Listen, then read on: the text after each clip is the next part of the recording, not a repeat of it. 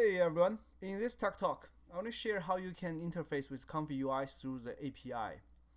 This allows you to talk to ComfyUI and generate images without opening the ComfyUI web GUI interface. This can be useful, for instance, if you are running on a server or if you are trying to generate some images from another platform, like another programming language.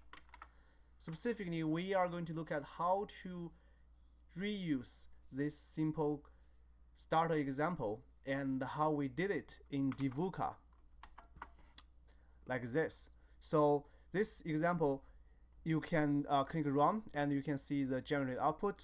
And if we copy the positive prompt and inside Divooka, we have encapsulated the same graph under the simple generate image load. So if we put the prompt here and we run it, behind the scenes it's going to invoke the generative service through the web API, and we are going to get the similar result. So we are going to look at how we did it exactly. Before we start, I want to talk about a little bit about the background. So whenever you start a ComfyUI instance, for instance on Windows, we use the run NVIDIA GPU.bat to start the ComfyUI server. It actually starts two things. The first thing, so whenever you see this window pop up, it's actually starting two things. The first thing is it starts a backend server. The backend server is already an API server, so you already have the capability to talk to ComfyUI without the GUI. And the second thing is when you go to this address, it's going to show you the GUI front end. So when you are starting a ComfyUI program, it's actually doing those two things, the GUI and the backend.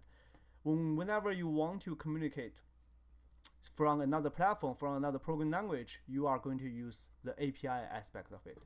So you can already see some part of it, of the API. If you directly type additional addresses behind the server address. By the way, you can read more about it on my devlog here. So for instance, I mentioned some of the interesting endpoints here. So if we do object info and you leave the page, you can see that's all the loads we have installed. So in my case, we didn't install any additional plugins, so that's all the loads that comes with ComfyUI installation. Now let's dive in how we implemented this little thing inside Divooka. So I'm not going to talk about how to do plugin development in Divooka or C#, but I'm going to focus on programming language agnostic aspects of it. So this is essentially how the simple general image works. Behind the scene, you can see we are really doing two things. We are getting the JSON workflow file, and we are replacing some of the parameters with custom inputs, and then we are generating the workflow. First, the JSON file. So every workflow you see on ComfyUI like this is represented as a JSON file, and you can export it very easily by go to workflow, export API, and give it a name. That will give you the JSON file that looks like shown on the right hand side. So with this JSON file, you can read it and see which parameters are of interest, which parameters you want to expose. And then in my case, I'm using simple string replacement. I'm replacing some of the interesting parameters with this particular format, and then inside my code I'm just replacing those parameters with user inputs. So that's how you generate the template. Once you have the template, you can just go through a sequence of API calls. So this pattern that we have here should be fairly typical for any custom implementation.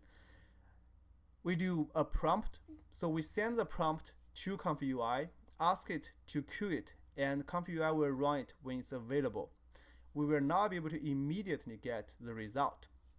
So in order to get the result, we need to poll the history and see where ComfyUI, which step ComfyUI is at, and whether our results are ready. And finally, when our results are ready, we can call some functions to retrieve the results. So we are going to look at each function. The prompt really is just sending the JSON file through a regular post request and into the prompt endpoint. The prompt endpoint is the server address plus the prompt, the path.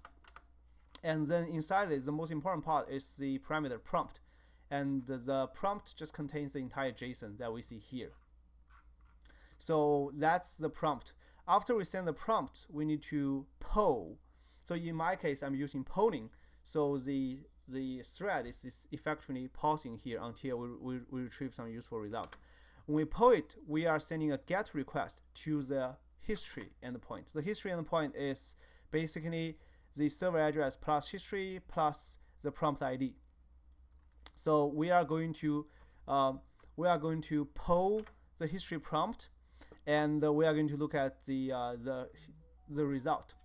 The result is a history entry. So that contains the details regarding the prompt and some additional information about the outputs. By the way, if you want to see a complete example of what it looks like, then what you can do is you can look at the devlog. At the bottom, I showed a complete example. So here, this is a prompt, complete example of the prompt. It shows you the signature of things, and that's the response.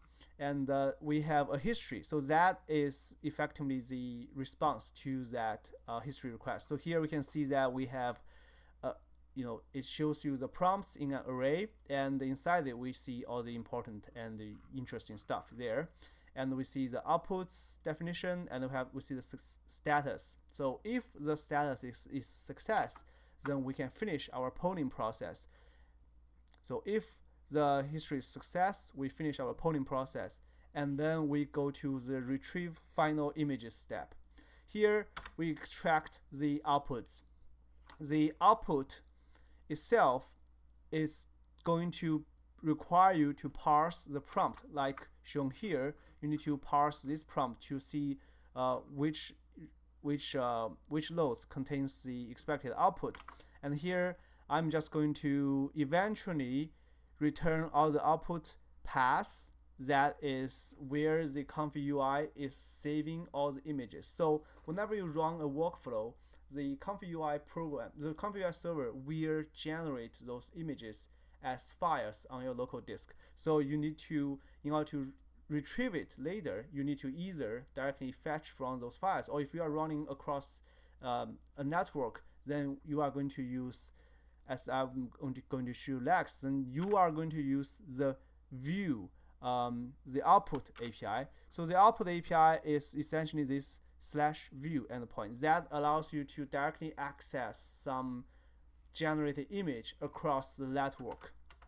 So you pass in the file name, whether it contains subfolder, and the type of input, and then that will the type of output, and that will show you the image as a binary payload. So for instance, an example I have shown here is this is a complete signature. What you can do is you put view, the file name, and whether it has a subfolder, and what's the type of the output, and this request is going to return you the image payload. So that is how you retrieve the image across the network. But if you are already on the same machine, then you don't even need this one. You can just use the file path.